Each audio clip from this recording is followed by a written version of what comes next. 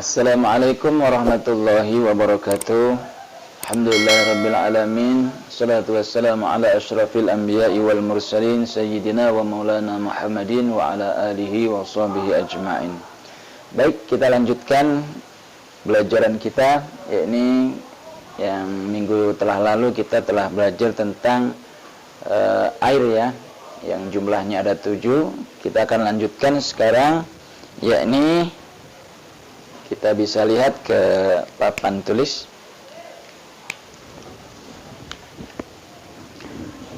Al-miyahu tanqasimu ala arba'ati aqsamin. Nah, baik ya. Jadi al-miyahu, adapun air, tanqasimu itu terbagi menjadi berapa? Yang 7 telah kita pelajari itu akan dibagi lagi di sini, yakni tanqasimu terbagi ala arba'ati aqsamin, menjadi 4 bagian. Apa saja? Ahaduha. Yang pertama, kata pengarang kitab Fathul Qorib ini ya, kitab fikih bermazhab Imam Syafi'i. Yang pertama yaitu tahirun mutahhirun ghairu makruhin isti'maluhu.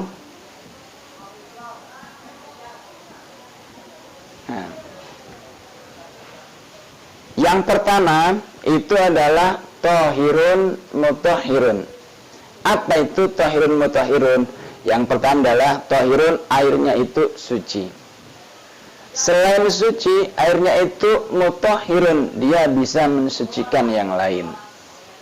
Ghairu makruhin, dan air tersebut tidak makruh, tidak mengapa untuk digunakan untuk bersuci. Apa itu? Wa huwa al-ma'ul mutlaqu. Nah, yang disebut dengan air suci lagi mensucikan di sini adalah al-ma'ul mutlaqu. Apa saja itu al-ma'ul mutlaqu? Kemarin sudah kita pelajari yang disebut dengan air mutlak itu seperti yang pertama, air hujan. Yang kedua, air sumur. Yang ketiga, sumber mata air. Yang keempat, salju. Yang kelima, air sumur. Yang kelima misalnya seperti air yang salju itu. Nah, yang ketujuh mana? Air es. Yang ada di kutub utara. Nah, air seperti itu disebut dengan air mutlak. Nah, air mutlak itu sudah pasti bisa digunakan untuk bersuci, baik dari hadas kecil maupun dari hadas besar. Maka air mutlak ini bisa digunakan kapan saja dan di mana saja untuk bersuci bisa. Nah, itu yang pertama. Yang kedua,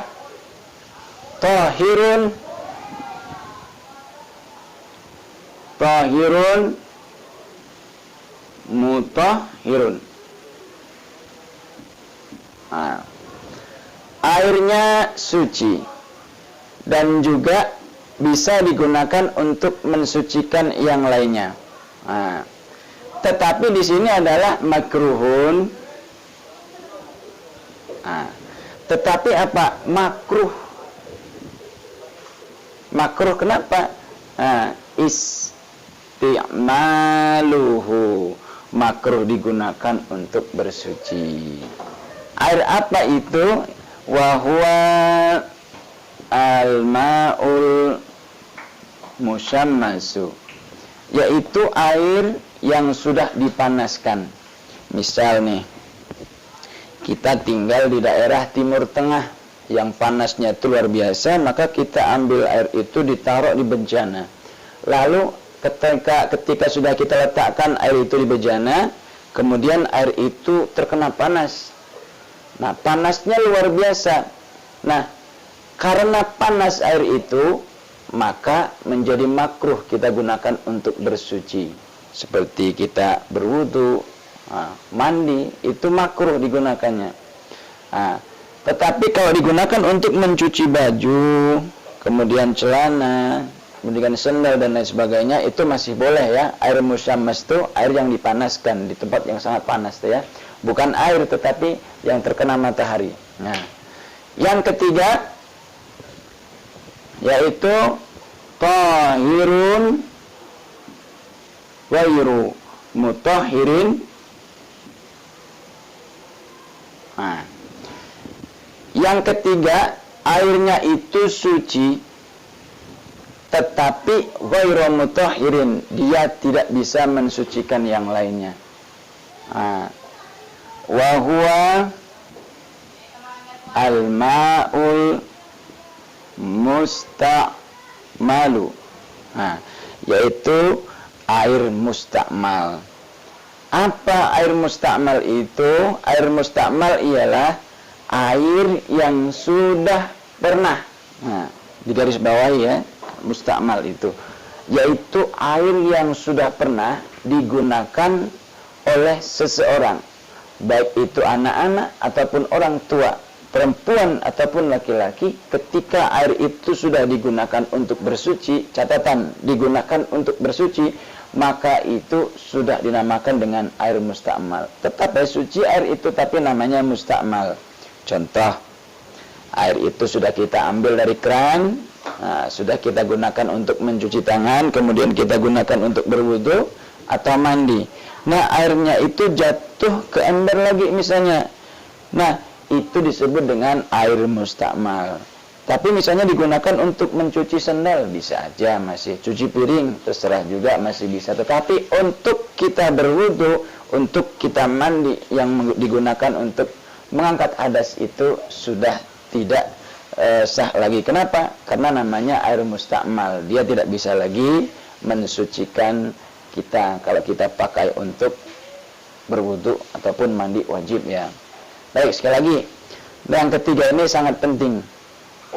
Airnya memang suci, airnya bersih, tetapi tidak bisa dia untuk mensucikan. Nah, apa itu? Yaitu air mustakmal tadi, air yang pernah digunakan untuk bersuci. Dan kemudian selain itu ada tambahan wal mutaghayyiru khalatahu minat tahirati. Selanjutnya, airnya suci tetapi tidak bisa mensucikan, yaitu airnya ini telah berubah. Apa yang menyebabkan airnya itu berubah? Bisa juga pertama warnanya, bisa juga rasanya, bisa juga sifatnya. Contoh misalnya, ini ada gelas. Nah, kita isi air yang bersih, suci airnya ini. Nah, setelah itu kita tambahkan misalnya teh di sini. Nah, kita masukkan teh itu ke dalam sini. Tehnya bersih juga, airnya juga bersih. Tetapi karena adanya teh ini, yang airnya tadinya berwarna bening, dia akan berubah warnanya menjadi agak kekuning-kuningan seperti itu. Nah, ini namanya air yang sudah berubah. Kenapa? Karena ada campuran. Walaupun campurannya ini adalah termasuk benda yang suci. Atau misalnya nggak usah teh, kopi. Nah, mau kopi moka, kopi kapal api, atau kopi luwak, terserah. Kita campurkan ke air ini. Pada awalnya kopi itu adalah suci juga, bersih dia. Tapi ketika kita masukkan ke dalam air ini, yang tadinya putih menjadi hitam, maka karena sudah berubah airnya yang tadinya putih menjadi hitam atau menjadi coklat, tidak bisa lagi kita gunakan untuk bersuci. Kenapa? Sudah ada campuran. Nggak usah lagi misalnya pakai kopi atau teh, gula aja. Gula pasir, gula pasir kita masukkan. Gula pasir itu kan tidak merubah dia, tidak merubah warnanya. tetapi nanti akan berubah rasanya, yang tadinya mungkin tawar rasanya jadi manis. Maka ini juga termasuk tohirun, airnya suci tetapi tidak bisa digunakan untuk mensucikan. Selanjutnya yang terakhir, pembagian air yang terakhir ya. Ar-rabi'u yang keempat, yaitu ma'un najisun. Yaitu air yang najis. Kita lihat pengertian air najis itu apa? Wa huwa alladzi halat fihi najasatun. Yang keempat adalah ma'un najisun, air yang terkena najis. Wa huwa alladzi halat fihi najasatun. Wa huwa yaitu air alladzi yang halat fihi, keadaan air itu najasatun, terkena najis. Contoh lagi ya, misalnya ini ada air.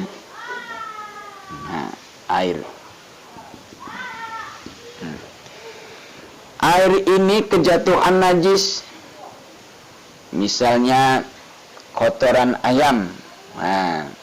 Walaupun ayamnya itu baru saja membuang dan keadaan kotoran itu masih hangat, airnya ini disebut dengan air najis, air yang kemasukan najis ya. Tapi dengan syarat airnya najis tadi wahwa dunal kullataini. Syaratnya itu adalah dia kurang daripada 2 kulah. Ini kita masih bingung kadang menjelaskan 2 kulah itu apa. 2 kulah itu kalau orang Jawa bilang itu persegi 4, itu terbuat, mungkin ada yang mengatakan jeding ya, atau kolam lah seperti itu. Nah, tetapi yang disebut dengan 2 kulah, coba lihat. Wal kullatani, adapun 2 kulah itu tadi khamsu mi'ati, yaitu 500 ritlin baghdadiyin. Nah, ini menurut orang Baghdadi. Ritlin ini bukan bahasa kita ya, bukan liter tapi ritel. Baghdadiyin menurut orang Baghdadi. Baghdadi itu tempat tinggalnya Syekh Abdul Qadir Al-Jailani. Wah, yang sangat terkenal di daerah Baghdadi, Irak. Nah, ya, mungkin seperti itu. Nah, ulama zaman sekarang itu di dalam Fiqhul Islam, Dr. Wahbah Az-Zuhaili mengukur bahwasanya yang disebut dengan khamsu mi'ati ritlin, 500 ritel itu yakni 270 liter. Kalau drum minyak itu biasanya 100 liter. Berarti perlu kurang lebih 3 drum. Nah, itu kalau kejatuhan najis masih boleh dipakai. Tetapi kalau kurang dari itu tidak boleh dipakai. Misalnya cuman 1 ember. Nah, misalnya ini ada satu ember ini. Airnya bersih. Tiba-tiba ketika kita ini mau wudu, kita lihat di dalam ember itu ada sekecil najis ini, misalnya seperti cicak menjatuhkan kotoran tersebut, maka ini disebut dengan air najis atau air muntah najis, seperti itu. Nah, itu tidak bisa digunakan untuk bersuci. Baik, mungkin itu yang dapat disampaikan. Seperti biasa, tulis kembali ini dan kemudian diartikan, setelah itu diamalkan dalam kehidupan, sehingga nanti kita lebih paham ketika ingin bersuci. Oh, airnya harus air mutlak. Seandainya tidak air mutlak, maka ada minimal kita mengetahui ini 3 hal nih, 1, 2, 3. Ini makruh, ini juga nggak boleh digunakan untuk bersuci, ini juga sama. Makanya di antara 4 ini harus dihafal. Setelah kita hafal, nanti kita aplikasikan, kita terapkan dalam kehidupan sehari-hari. Karena dengan kita mengetahui ini, insya Allah ibadah kita akan menjadi bagus, dan mudah-mudahan harapan kita diterima oleh Allah Subhanahu wa taala. Demikian akhirul kalam. Assalamualaikum warahmatullahi wabarakatuh.